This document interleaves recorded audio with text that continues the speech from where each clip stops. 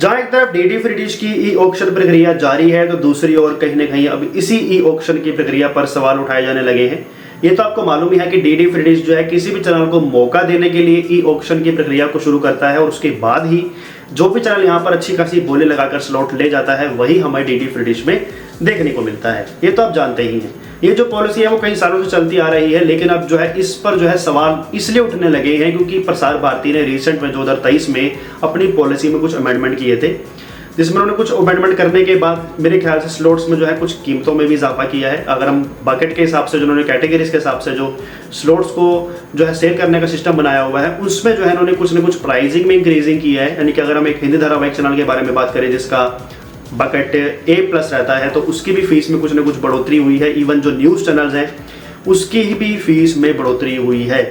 अब news channels में fees में बढ़ोतरी का कारण क्या था वो तो कहीं ना कहीं हमें मालूम है कि न्यूज़ चैनल्स की जो फीस जो उन्होंने बढ़ाई थी बकेट में उसलिए बढ़ाई थी क्योंकि न्यूज़ चैनल जो है वो मोस्टली इंटरेस्टेड रहते हैं डीडी फ्री डिश पर आने के लिए ताकि उनको अच्छी खासी एक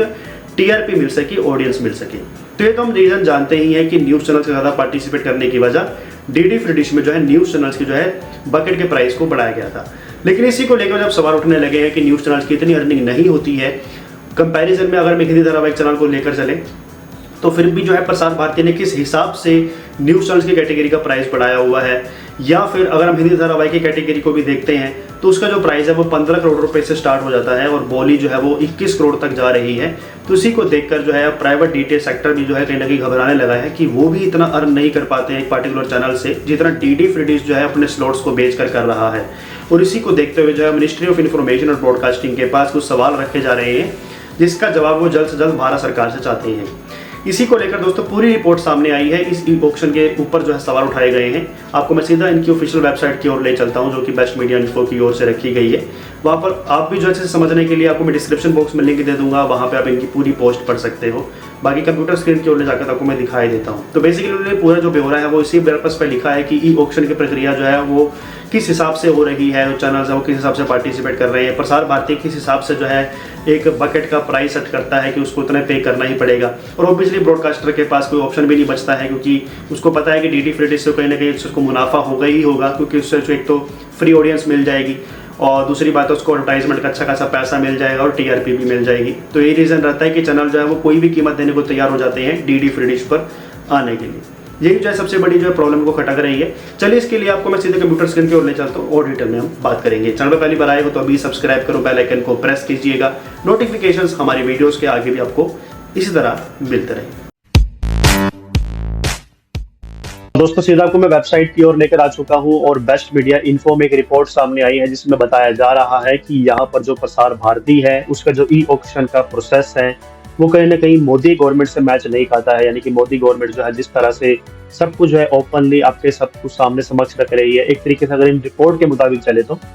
और उसी तरह से जो है प्रसार भारती ऐसा कुछ भी हमें इन्फॉर्म नहीं कर रहा है। इन्होंने जो है अपने हिसाब से जो है ई ऑक्शन प्रोसेस बनाई हुई है जिसमें ये मैक्सिमम जो है A+ बकेट के लिए 15 करोड़ रुपए चार्ज कर रहे हैं, जबकि टाटा प्ले भी जो है इसी के आसपास जो है फीस चार्ज करता है एक प्राइवेट डीटी सेक्टर में। और कहीं ना कहीं जो है अगर हम देखते हैं प्रसार भारती को तो इनका जो ई ऑक्शन प्रोसेस है वो किस हिसाब से काम कर रहा है इसको लेकर कोई भी ऑफिशियल इन्फॉर्मेशन इनको नहीं मिल पा रही है। यानी कि प्रसार भारती किस हिसाब से जो है चैनल का प्राइस डिसाइड करता है कि अगर वो एंटरटेनमेंट का चैनल है तो उसको इतना पे करना है, न्यूज का चैनल है तो उसको इतना पे करना ही पड़ेगा, उसकी पूरी रिपोर्ट जो है इन्होंने यहाँ पर दे रखी है। तो इसी का जो है इन्होंने एक बहुत बड़ा आर्गुमेंट किया है और इन्होंने बताया हुआ है कि प्रसार भारती जो है अपने नुकसान की भरपाई करने के लिए किस तरह से स्लॉट्स के हिसाब से जो है वो कमाता है और अपना जो है अर्निंग कर रहा है यहाँ पर स्लॉट्स को बेचकर। तो यहाँ पर उन्होंने यही बेसिकली इन्फॉर्मेशन दी हुई है कि जो चैनल है कोई भी ब्रॉडकास्टर का वो जो है मजबूर हो जाता है डीडी फ्री डिश पे हिस्सा लेने के लिए क्योंकि उसको जो है एड रेवेन्यू लेना है और टीआरपी चाहिए। तो कोई भी जो ब्रॉडकास्टर है वो आसानी से अपने बिजनेस इंटरेस्ट में अगर देखता है कि उसको फ्री का फायदा है, उसको फ्री की ऑडियंस मिल रही है जिसमें सब्सक्राइबर को पे नहीं करना पड़ता उसके चैनल को देखने के लिए, तो इन केस में क्या होता है अगर कोई पेड ब्रॉडकास्टर का चैनल भी है तो वो भी एड रेवेन्यू के लिए और टीआरपी के लिए अपने चैनल के लिए मोटी से मोटा रकम भी देने को तैयार हो जाता है। जैसे कि आपने अभी रिसेंट में देखा ही है कि प्रसार भारती की जो ई ऑक्शन प्रोसेस चल रही है उसमें बहुत से चैनल जो है वो एक्चुअल जो बिड प्राइस है उससे भी कहीं गुना ज्यादा पे कर रहे हैं अपनी जगह बनाने के लिए। तो वही जो है इस रिपोर्ट में भी बताया गया है कि ब्रॉडकास्टर के पास कोई भी चॉइस नहीं बचती है डीडी फ्री डिश में जगह लेने के लिए, चाहे उसको कितनी भी पेमेंट क्यों ना करनी पड़े। और यही जो सिस्टम है ये प्राइवेट डीटीएच के साथ अगर तुलना करेंगे तो बहुत डिफरेंट आ जाता है। और इसी के लिए जो है इन्होंने यहाँ पर एक रिपोर्ट बनाई है कि हम जो है मिनिस्ट्री ऑफ इंफॉर्मेशन और ब्रॉडकास्टिंग से सवाल करना चाहते हैं कि ये जो है कितना डीटीएच जो डी डी फ्री डिश का कनेक्शन है या केबल टीवी है या जो भी डीटीएच कनेक्शन बाकी के चल रहे हैं या आईपीटीवी कनेक्शन चल रहे हैं वो कितने लोगों के पास इस्तेमाल हो रहे हैं।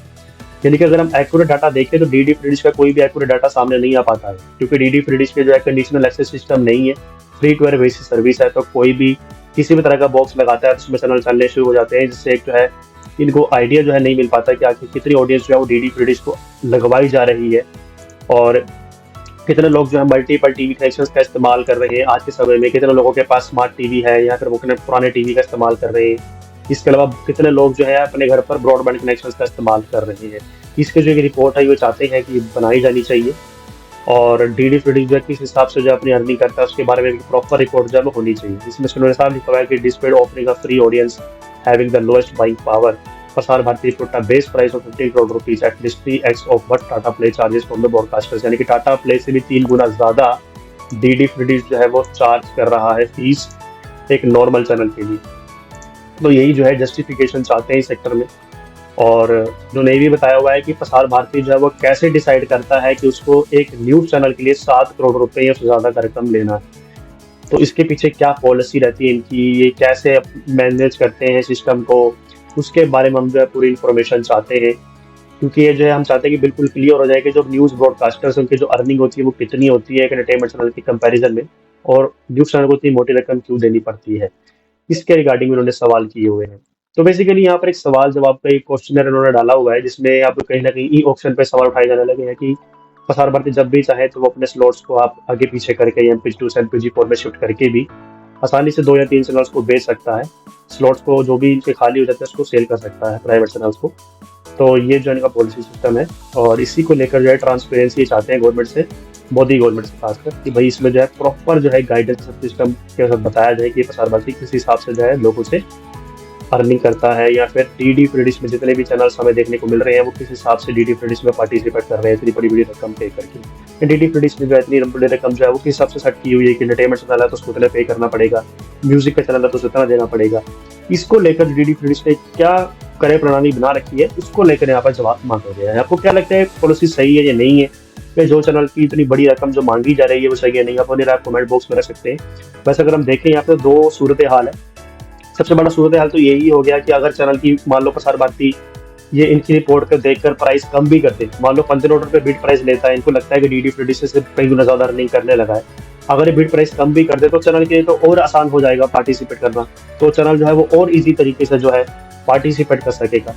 और अगर चैनल अगर हम देखते हैं कि सेम प्राइस अगर अभी भी बना रहता है, इससे ज्यादा भी बढ़ जाता है, तो भी चैनल पार्टिसिपेट करने को तैयार है, क्योंकि उसको कहीं ना कहीं अपना प्रॉफिट दिखाई दे रहा है डीडी फ्री डिश में आने से। तो देखा जाए तो दोनों सूरतों में ब्रॉडकास्टर के पास चॉइस है, वो आए या ना आए वो टोटली ब्रॉडकास्टर के हाथ में। डीडी फ्री डिश ने तक प्राइस फिक्स कर दिया है, अब उसको पे करता है तो वो आ सकता है, नहीं तो डीडी फ्री डिश कहता है कि कोई बात नहीं, मेरे पास स्लॉट तो खाली पड़े ही हुए हैं, जिसने आना होगा वो आ सकता है। तो कोई मेरे ख्याल से इशू नहीं है। लेकिन ये रिपोर्ट के मुताबिक इनका यही है कि प्राइवेट डीटीएच के कंपैरिजन में डीडी फ्री डिश फ्री होकर भी काफ़ी अच्छी अर्निंग कर रहे हैं और इसको गवर्नमेंट से फंड लेने की भी ज़्यादा जरूरत नहीं पड़ती है एक्चुअल में देखा जाए तो। बाकी इसके अलावा कमेंट में कुछ सवाल हो तो नीचे कमेंट बॉक्स में आपका बहुत बहुत स्वागत है।